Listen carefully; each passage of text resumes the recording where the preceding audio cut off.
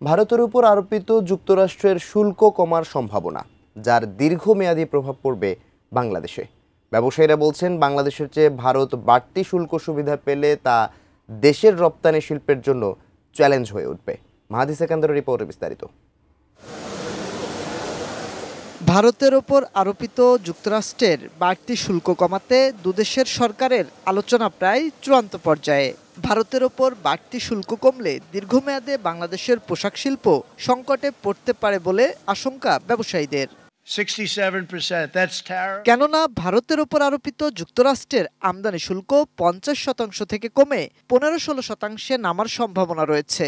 চলতি মাসের শেষের দিকে আসিয়ান শীর্ষ সম্মেলনে আনুষ্ঠানিকভাবে এ ঘোষণা আসতে পারে, যা বর্তমানে মার্কিন বাজারে বাংলাদেশি পণ্যের উপর প্রযোজ্য 20% শুল্কের চেয়ে উল্লেখযোগ্যভাবে কম। ব্যবসায়ীরা বলছেন, বাংলাদেশের সঙ্গে ভারতের 5% শুল্ক ব্যবধানে স্বল্প মেয়াদে প্রভাব পড়বে না দেশের পোশাক খাতে। এজন্য তাগিদ দিলেন রাজনৈতিক স্থিতিশীলতার পাশাপাশি বিদ্যুৎ ও জ্বালানি সংকট নিরসনে। আমরা চিন্তিত যে কমালে হয়তো কিছু ইম্প্যাক্ট পড়লো, এটা অন্যভাবে কাভার করে নেওয়া যাবে। সবচেয়ে বড় বাধা ইতিমধ্যে যেটা আমাদের, সেটা হলো দেশে রাজনৈতিক সরকার না থাকার কারণে, স্থিতিশীল পরিস্থিতি না থাকার কারণে আমাদের বিনিয়োগ বাড়ছে না।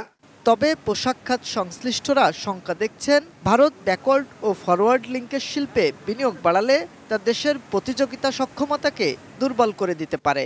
দীর্ঘমেয়াদে ওরা যে ম্যানমেড ফেব্রিকে কাজ করছে এবং প্লাগ অ্যান্ড প্লে যে ফ্যাক্টরিগুলি ওরা করছে এবং বিভিন্ন স্টেটে যে ধরনের ইনভেস্টমেন্ট ওরা করছে, এতে আমাদের কম্পিটিটিভ হিসাবে এটা আমাদের আসলে উদ্বেগের কারণ আছে।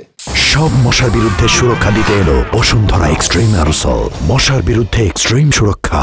এ অবস্থায় ব্যবসায়ীরা ইউরোপ, আমেরিকার বাইরে রপ্তানির বিকল্প বাজারও দেখছেন। এশিয়া, মিডল ইস্ট এবং আফ্রিকার অনেক দেশে আমাদের মাল যাচ্ছে। আমাদের ব্যাংকে যদি এক সিঙ্গেলি যেটা চলে আসে, আমার মনে হয় গার্মেন্টস সেক্টর ঘুরে দাঁড়াতে আমাদের সময় লাগবে না। সেই সাথে মার্কিন বাজারে বাংলাদেশের বিদ্যমান 20% শুল্ক কমিয়ে আনার তাগিদও পোশাক ব্যবসায়ীদের। 10-15-এর মধ্যে এই ডিউটিটা নিয়ে আসা উচিত এবং শীঘ্রই সরকার G2G গভর্নমেন্টের সাথে আলোচনা করে এটা সমাধান করা উচিত। মাহাদি সেকেন্দার, এটিএন নিউজ, ঢাকা।